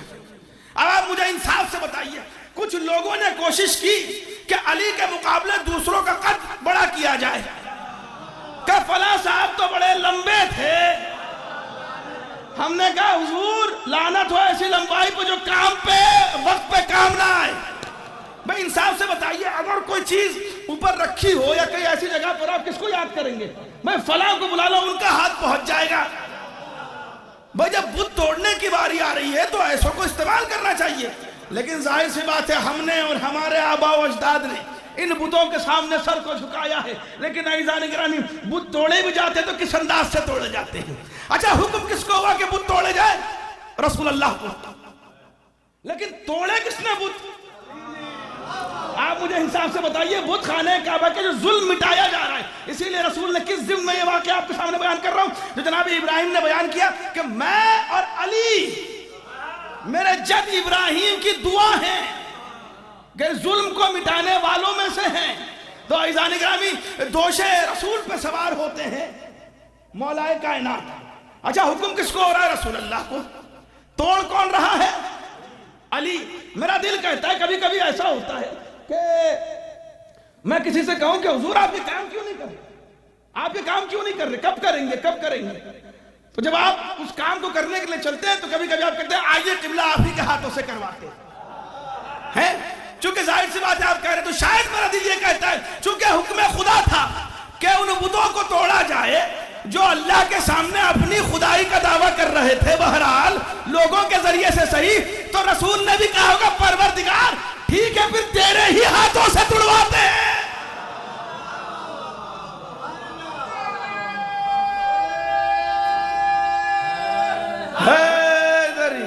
یا اللہم صلی اللہ۔ بہرحال یہاں پہ ایک بڑی لطیف بات، اچھا پیر کہاں رکھے؟ مہر نبوت پہ پیر رکھے ہوئے۔ اب آئی دیکھیں درمیان میں ایک اور بات آ گئی عزیزان گرامی، دیکھیں رسول کے لیے سیرت رسول بیان کرنے والوں نے یہ لکھا کہ رسول کی سیرت میں کمال رسول یہ بھی تھا کہ رسول کا سایہ نظر نہیں آتا تھا، اللہ نے رسول کا سایہ نہیں بنایا تھا۔ اچھا اس پہ دیگر الگ الگ مسلک کے علماء نے وجوہات لکھی، ریزننگ لکھی کہ سایہ کیوں نہیں بنا، تو اس میں سے چند ریزننگ میں سے ایک ریزن یہ بھی تھا کیونکہ اللہ کو گوارا نہیں تھا کہ جانے انجانے میں بھی کوئی رسول کے سائے پر بھی پیر رکھے، اللہ کو گوارا نہیں۔ اچھا اگر کوئی جان بوجھ کے یہ سوچ کے پیر رکھے کہ میں اس لیے پیر رکھ رہا ہوں کہ رسول کا سایہ ہے، اس کو آپ ایسے سمجھ لیجئے کہ اگر معاذ اللہ نعوذ باللہ کہیں نام محمد لکھا ہو اور جان بوجھ کے کوئی اس پہ قدم رکھے تو آپ تمام مسلمانوں سے پوچھئے کہ اس کا ایمان کیسا ہے؟ کہا کہ حضور ایمان رخصت ہو گیا، کلمہ پھر سے پڑھے۔ کہا کیوں؟ کیونکہ نام محمد پہ قدم آ گئے۔ ہم نے کہا کیا کہنے علی کے، یہ ہے مسلمان، اگر نام محمد پہ قدم رکھے تو ایمان سے خارج، وہ دوش نبوت پہ قدم رکھے کل ایمان۔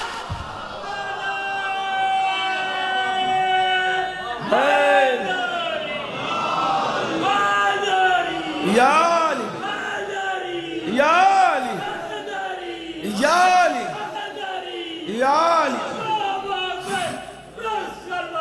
اللہم صلی اللہ۔ دوش نبوت پہ قدم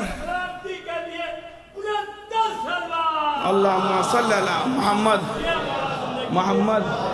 آپ تمام کی صحت و سلامتی اور آپ کے ادارے کی ترقی کے لیے ایک باواز بلند صلوات اللہم صلی اللہ۔ دوش نبوت کے پیر بھی ہیں اور کل ایمان بھی ہیں، اسے کہتے ہیں علی ابن۔ اچھا اس کی ایک بڑی اچھی مثال ہمارے پرانے علماء دیا کرتے تھے، میں یہ تو نہیں کہوں گا کہ میں اس سے ڈس ایگری کرتا ہوں، لیکن کوشش یہ کروں گا کہ چند سینٹی میٹر صحیح، قدم تو بہت بڑا ہو جاتا ہے بزرگوں کے سامنے کہنا، ایک الگ زاویے سے بات کو بیان کرنا چاہوں گا۔ اب لوگوں نے کہا لیکن ہے کیسے، ممکن کیسے ہے کہ بہرحال دوش رسول پہ، اچھا رسول اگر چاہتے ہیں اجازت دیں، چونکہ بت توڑنے تھے نا، یہ بھی کر سکتے تھے، کہتے ہیں علی آؤ اپنا شانہ لے کے آؤ، میں کھڑا ہو کے توڑوں گا، بھائی یہ کر لیتے، دوش علی پہ رسول سوار ہو جاتے۔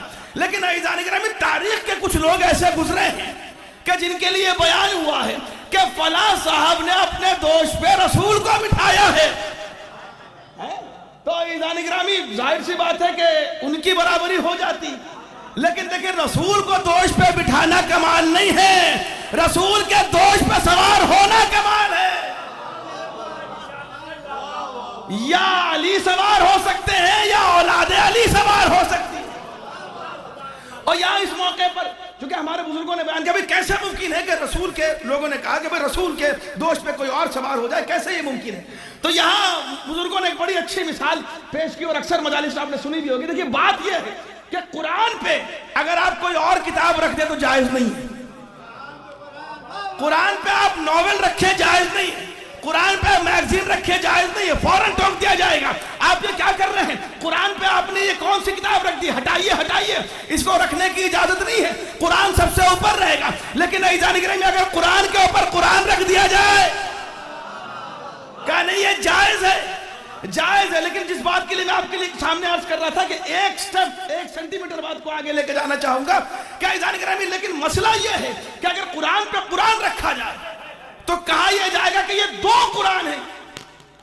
کہیں تک میں آپ کو لے کے آنا چاہ رہا ہوں، اگر قرآن پہ قرآن بھی ہو تو کہا یہ جائے گا یہ 2 قرآن ہیں، اور اس میں بڑا ہائی چانس ہے کہ ان دونوں قرآنوں کی جلد الگ الگ ہو، مٹیریل الگ الگ ہو، پرنٹنگ الگ الگ ہو، کاغذ الگ الگ ہو، چھپائی الگ الگ ہو، فونٹ الگ الگ ہو۔ تو بہرحال ان قرآنوں میں بھی آپ کوئی نہ کوئی ڈیفرنس لے کے آ سکتے ہیں تو دونوں قرآن، دونوں اللہ کے کلام، لیکن بہرحال چھپائی کے اعتبار سے، مٹیریل کے اعتبار سے، بننے کے اعتبار سے ان میں فرق ہے۔ لیکن عزیزان گرامی مسئلہ علی اور محمد کا یہی ہے، یہ 2 نہیں ہے، یہ ایک ہے۔ حیدری یا علی،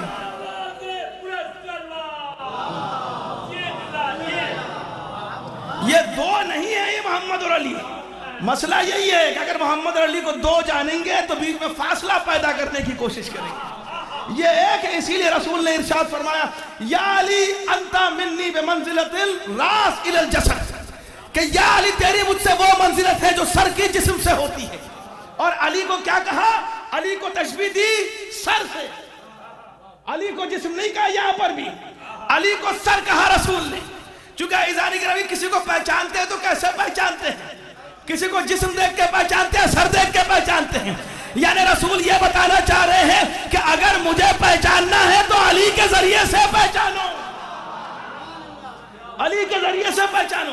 اور اس موقع پر مجھے میرے دادا مرحوم علامہ یوسف فیضی زنگی پوری صاحب کے 2 مصرے یاد آتے ہیں، اور بالکل ہی جس کو کہا جائے کہ ضمن میں اور بالکل ہی موضوع میں آتے ہوئے مصرے ہیں کہ چونکہ علی، میں نے کہا نا کہ یہ 2 نہیں ہے، یہ ایک ہے۔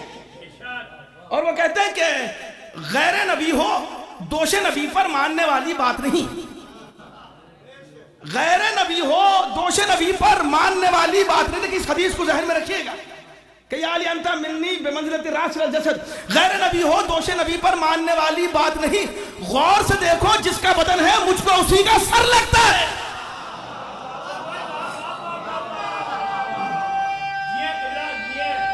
حیدری یا علی، اللہم صلی علی محمد۔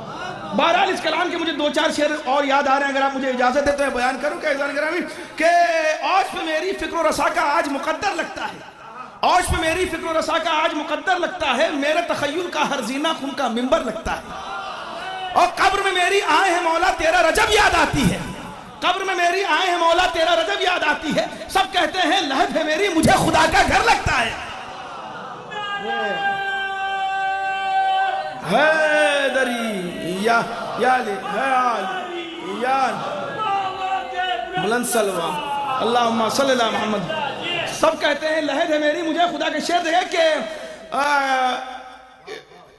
حکم سے جس کے چشم و زدن میں مشرق و مغرب ایک ہوئے، حکم سے جس کے چشم زدن میں مشرق و مغرب ایک ہوئے، اتنی مسافت طے کرنے میں سورج کو دن بھر لگتا ہے۔ اور ان کی طرف دیکھو نہ حریف و ڈر ہے نظر لگ جائے گی، ان کی طرف دیکھو نہ حریف و ڈر ہے نظر لگ جائے گی۔ پھول لیے ہیں ہاتھ میں مولا تم کو در خیبر لگتا ہے۔ آج پہ میری فکر و رسا کا آج مقدر لگتا ہے، میرے تخیل کا ایک آخری شعر اس کی زحمت دے رہا ہوں۔ آج پہ میری فکر و رسا کا آج مقدر لگتا ہے، میرے تخیل کا ہر زینہ خم کا منبر لگتا ہے۔ قبر میں میری آئے ہیں مولا تیرا رجب یاد آتی ہے۔ سب کہتے ہیں لہد ہے میری، مجھے خدا کا گھر لگتا ہے۔ حکم سے جس کے چشم زدن میں مشرق و مغرب ایک ہوئے، اتنی مسافت طے کرنے میں سورج کو دن بھر لگتا ہے۔ ان کی طرف دیکھو نہ حریف و ڈر ہے نظر لگ جائے گی۔ پھول لیے ہیں ہاتھ میں مولا تم کو در خیبر لگتا ہے۔ اور غیر نبی ہو دوش نبی پر ماننے والی بات نہیں، غور سے دیکھو جس کا بدن ہے مجھ کو اسی کا سر لگتا ہے۔ اور عقل ہے قاصر فکر پریشان، فیصلہ اس کا کون کرے؟ عقل ہے قاصر فکر پریشان، فیصلہ اس کا کون کرے؟ بشر کہوں تو دل نہیں مانے، خدا کہوں تو ڈر لگتا ہے۔ بشر کہوں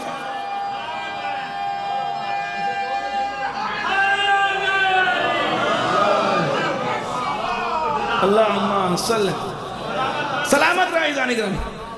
اور جب ایک مرتبہ بتوں کو توڑا رسول اللہ نے اور مولا کائنات نے، اس موقع پر رسول اللہ نے مولا کائنات کا ہاتھ پکڑا اور کہا کہ میں اور علی میرے جد جناب ابراہیم کی دعا ہے کہ ظلم مٹانے والے کو رکھنا، اور یہ بھی بتایا کہ یہ وہ امامت ہے جو ہمارے ذریعے سے ذریت ابراہیم میں باقی ہے، ذریت ابراہیم میں باقی ہے۔ اور آپ یہ دیکھیں جو آخری بھی آنے والا آئے گا تو وہ یہ نہیں کہتا ہوا آئے گا کہ میں امام ہوں، جب وہ آئے گا تو اس کے اوپر بھی یہی آیت عزیزان گرامی نقش ہوئی ہوگی کہ لو حق آ گیا اور باطل چلا گیا، اور ایسے چلا گیا جیسے کبھی تھا ہی نہیں، یعنی وہ بھی آتے ہی ظلم کو مٹانے کا اعلان کرے گا۔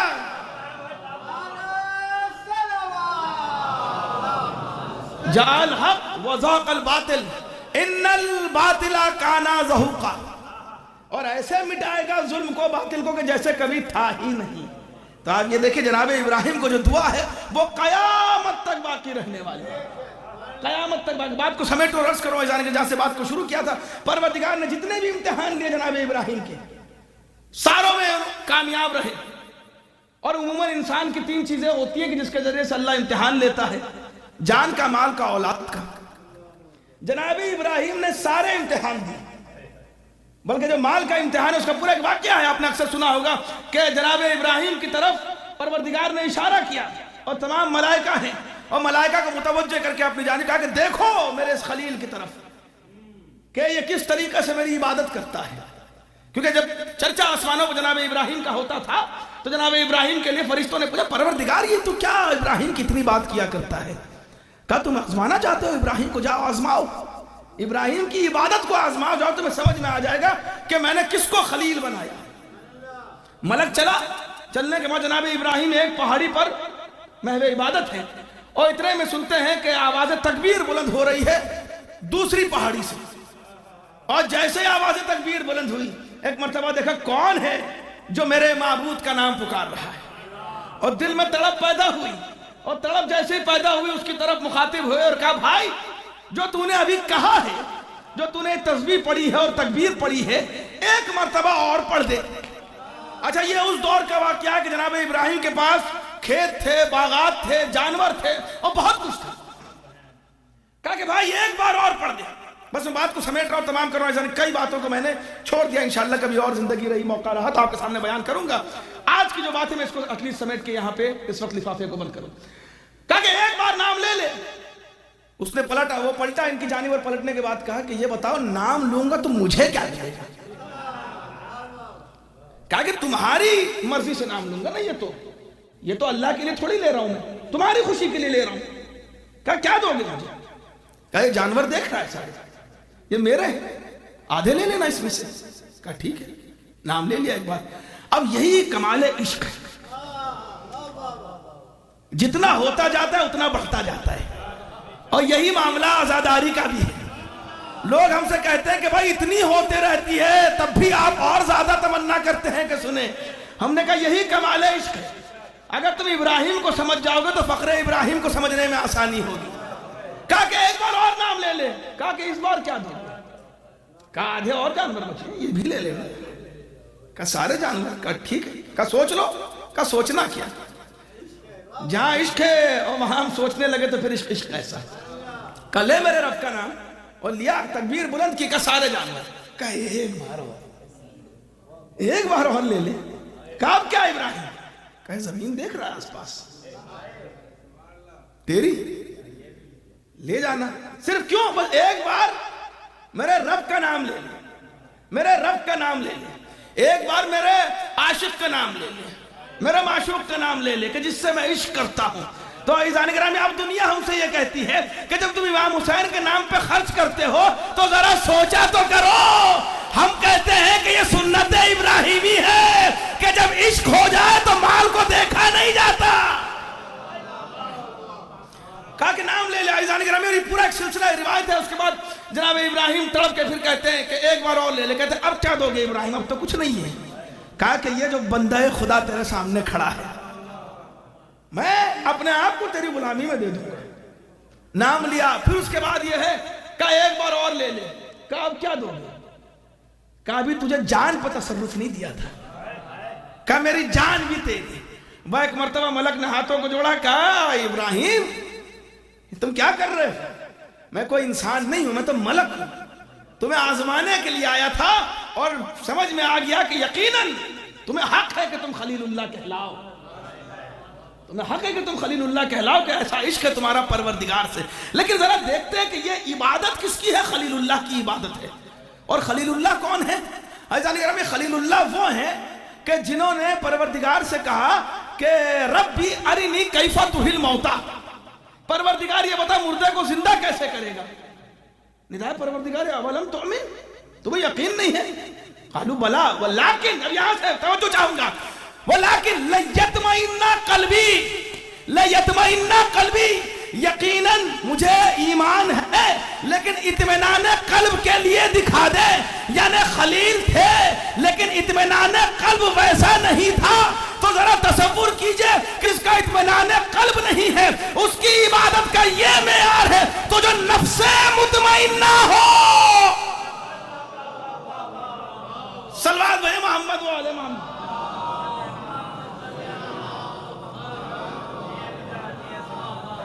جو نفس مطمئنہ ہو اس کی عبادت کا کیا معیار ہے؟ 9 محرم کو میں نے آپ کے سامنے بیان کیا تھا کہ کربلا وہ جگہ ہے جہاں خدا دکھائی دیتا ہے. کربلا نام ہی ہے قربتاً اللہ کا, لیکن قربتاً اللہ کا راستہ جاتا ہی ہے حسین کے ذریعے. یہ نام حسین جو ہے نا, یہ حقیقتاً یہ قربتاً اللہ کو اگر آپ کنڈینس کر کے ایک لفظ بنائیں تو حسین ہو جائے. چونکہ عزیزان گرامی یہ عشق کی معراج ہے. ایسے ہی نہیں کہ انبیاء بھی کھڑے دیکھ رہے ہیں اس سجدہ حسینی کو. کئی باتوں کو میں نے آپ کے سامنے چھوڑا عزیزان گرامی, اور دیکھیں ایک جملہ جس سے میں ساری بات کو بہرحال تمام کرنا چاہوں گا اس عشرے کی, اس موقع کے لیے. ایک کربلا میں 72 شہداء نا, اب اگر اس بات کو جو سمجھ سکے بہرحال سمجھ سکے, دیکھیں عشق حسین 71 جانیں کربلا میں صرف ایک جان اللہ کے لیے تھی.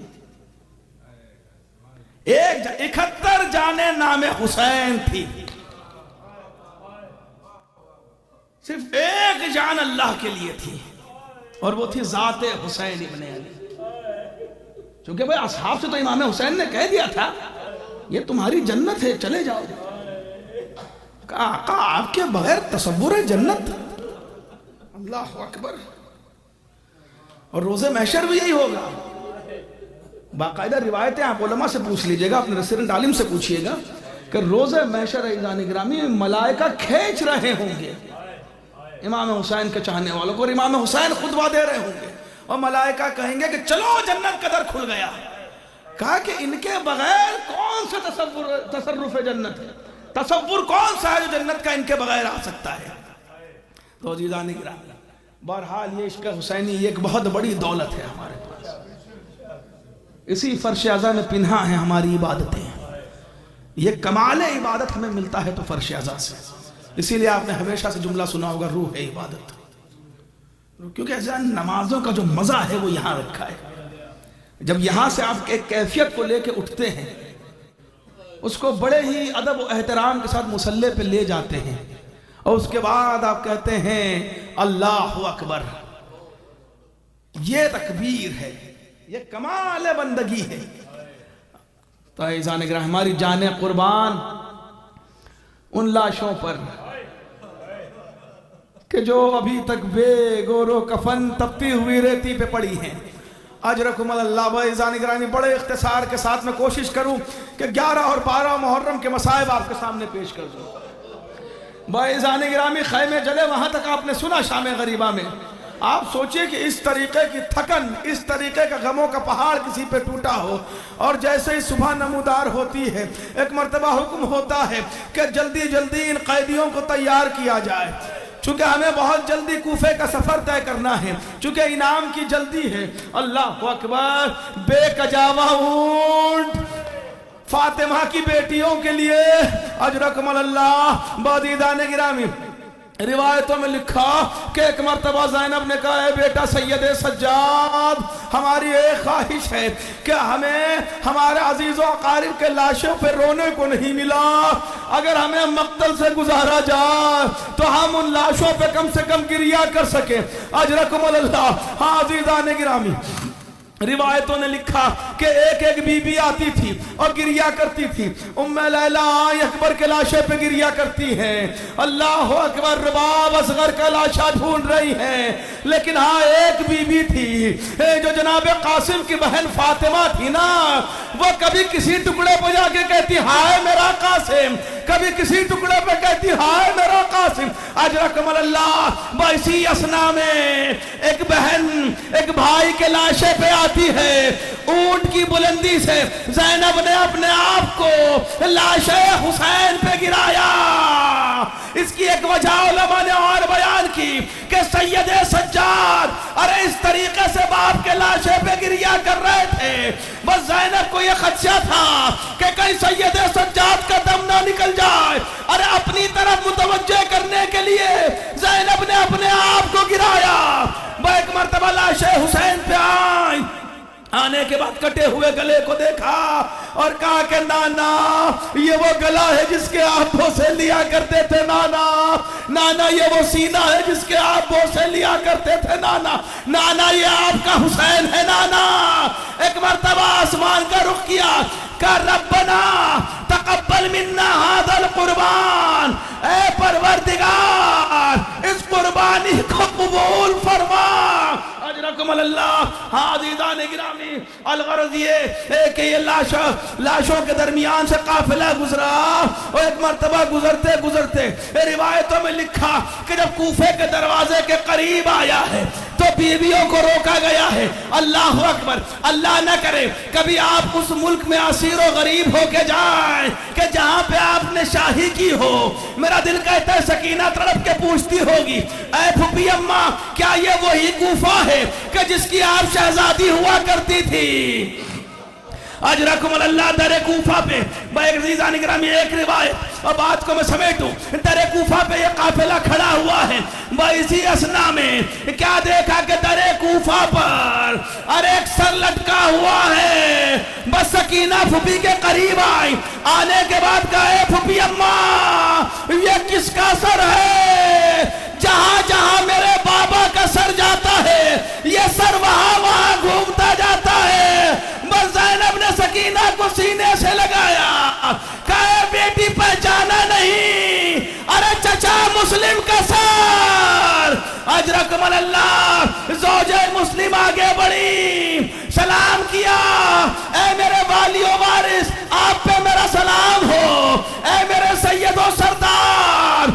دو بچے جو اپنے ساتھ لے کے گئی تھی آقا پہ قربان کر دیے، لیکن جو دو بچے آپ کے ساتھ نکلے تھے وہ نظر نہیں آ رہے۔ ارے کوئی ماں کو بتا دے کہ فرات کے کنارے سر و تن میں جدائی ہوئی، ارے مسلم کا گھر اجڑ گیا۔ اجرکم اللہ۔ باعزان گرامی 12 محرم آ چکی تھی، اسی اسنا میں یہاں بنی اسد والے نکلے، چونکہ وعدہ کیا تھا امام حسین سے کہ ہم لاشوں کو دفنائیں گے۔ اجرکم اللہ۔ پامال لاشیں سرزمین کربلا پہ پڑے ہوئے ہیں، وہ کوشش کرتے ہیں کہ لاشوں کو لے کے آتے ہیں، ایک جگہ جمع کرتے جاتے ہیں، ایک جگہ جمع کرتے جاتے ہیں، لیکن جیسے ہی لاش حسین کے قریب پہنچے ارے پیچھے سے آواز آئی خبردار، ارے ہاتھ نہ لگانا، میرے بابا کا لاشا۔ یہ سید سجاد باعجاز امامت پہنچے، ارے گنج شہیدہ میں شہداء کو دفن کیا۔ ہاں عزیزان گرامی، روایتوں میں لکھا ہے کہ جب ایک مرتبہ ام رباب وقت 40 پلٹ کے آئی تھی تو سید سجاد سے پوچھا تھا اے بیٹا سید سجاد ارے سب کے لاشیں نظر آتے ہیں، مجھے میرے اصغر کا لاشا نظر نہیں آتا۔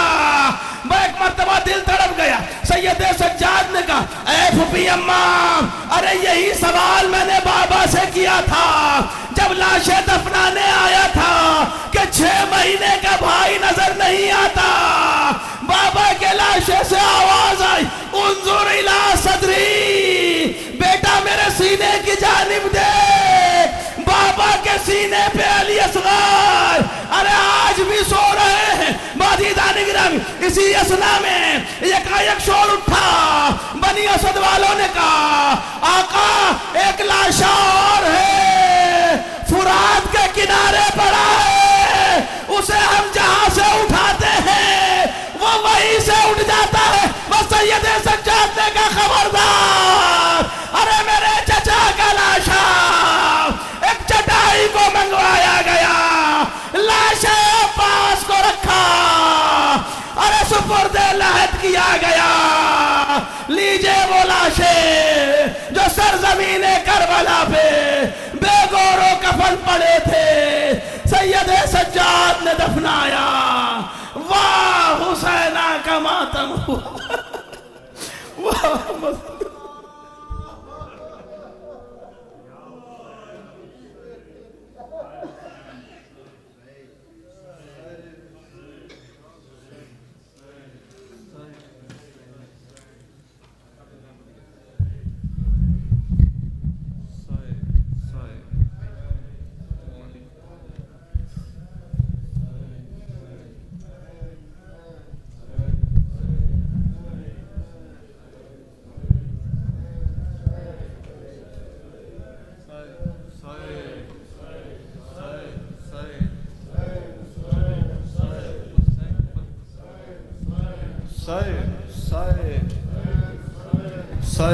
سائے قبلہ نے ابھی بیان کیا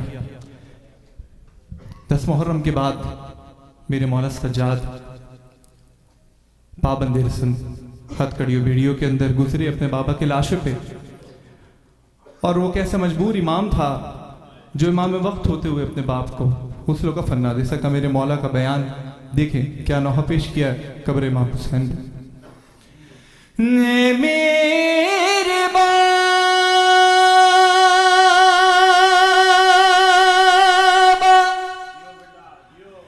یقیناً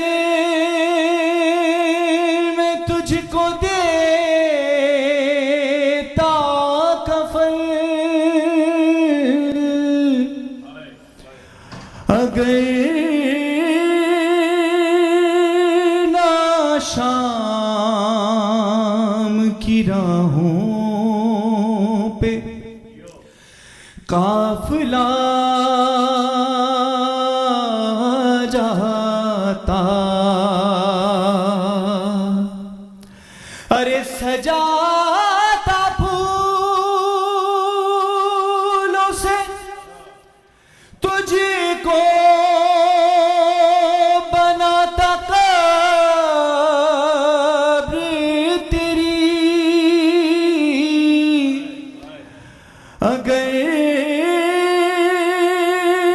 نہ تحفے میں امت سے بیڑیاں پاتا. اے میری ماں، اے میری پھوپھی جان، کیا کرے سجاد، یہ غم ہے باپ کی تربت، بنا نہیں پایا. ہے پھوپھی کے سر کی بھی چادر بچا نہیں پایا. کتنا مجبور ہے سجاد، کتنا مجبور ہے سجاد، کتنا مجبور ہے سجاد، کتنا مجبور ہے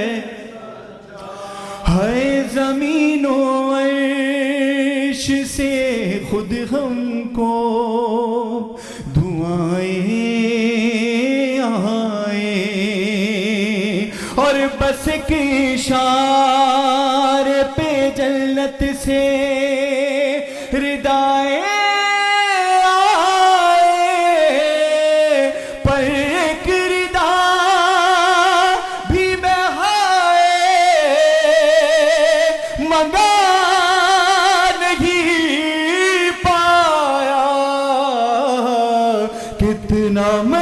مجبور ہے سجاد کتنا سجاد کتنا مجبور ہے سجاد کتنا میرے اشارے پہ کیوں کرنا برستا پانی ارے میرے اشارے پہ کیوں کرنا برستا پانی اور ہماری پیاس بجھانے کو ترستا مگر میں پیاسوں کو پانی پلا نہیں پایا کتنا مجبور ہے سجاد کتنا مجبور ہے سجاد 4 سالہ چھوٹی شہزادی باپ کے سینے پہ سو رہی یادی تھی میرے مولا کا غم دیکھے ہائے جو نکلی ڈھونڈنے بابا کو کھو گئی بچی جو بڑا بھائی ہے باپ کے بعد باپ کی جگہ ہوتا ہے کیا غم میرے مولا کا ارے جو نکلی ڈھونڈنے بابا کو کھو گئی بچی ارے غضب کے شام کے زندہ میں سو گئی بچی میں اس کو سینے پہ اپنے سنا نہیں پایا کتنا مجبور ہے سجاد کتنا مجبور ہے سجاد کتنا مجبور ہے سجاد کتنا ہے ہر ایک شہید کی میت سب سے بڑا غم کربلا کا ارے ہر ایک شہید کی میت اٹھائی تھی جس نے ہے ہر ایک شہید کی میت اٹھائی تھی جس نے اور خدا کے دین کی حرمت بچائی تھی جس نے ارے اسی غریب کی میت اٹھا نہیں پایا کتنا مجبور ہے سجاد کتنا مجبور ہے سجاد کتنا مجبور ہے سجاد کتنا یہ غم ہے باپ کی تربت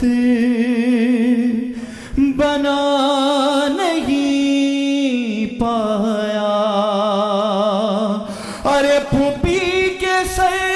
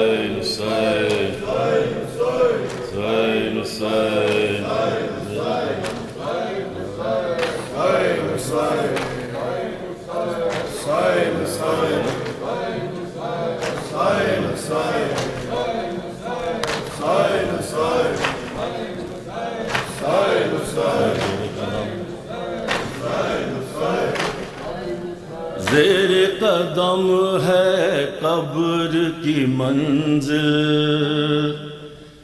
آگے حشر کا میدان ہے، زیر قدم ہے قبر کی منزل، آگے حشر کا میدان ہے، زیر قدم ہے قبر کی منزل، آگے حشر کا میدان ہے، زیس کے رہرو سوچ کے بڑھنا،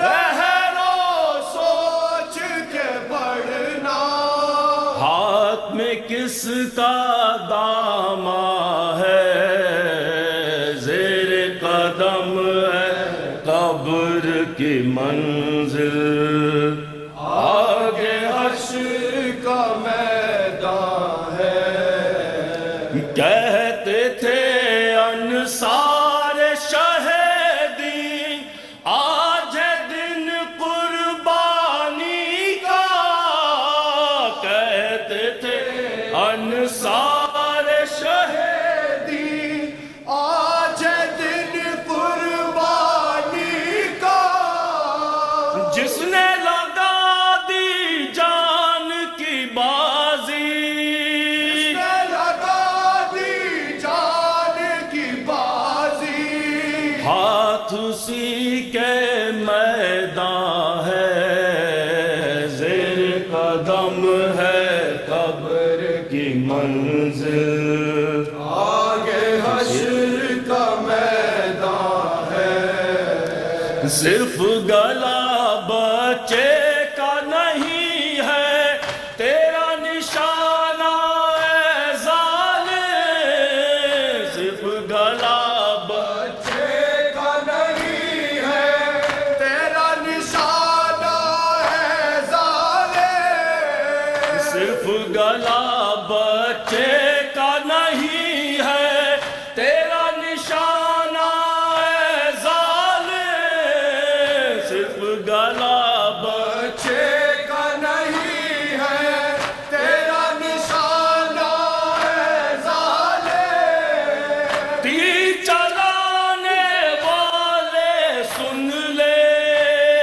چلانے والے سن لے، تیر کی زد پر قرآن ہے، زیر قدم ہے قبر کی منزل، آگے حشر کا میدان ہے، ششماہ کی قبر بنا کر آنکھ میں آنسو آ ہی گئے، ششماہ کی قبر بنا کر آنکھ میں آنسو آ ہی گئے، ششماہ کی قبر بنا کر آنکھ میں آنسو آ ہی گئے، ششماہ کی قبر بنا کر آنکھ میں آنسو آ ہی گئے، ذات کی کوئی حد ہوتی ہے، کوئی حد ہوتی ہے، انسان آخر انسان ہے، زیر قدم ہے قبر کی منزل، آگے حشر کا میدان ہے، کانپ رہا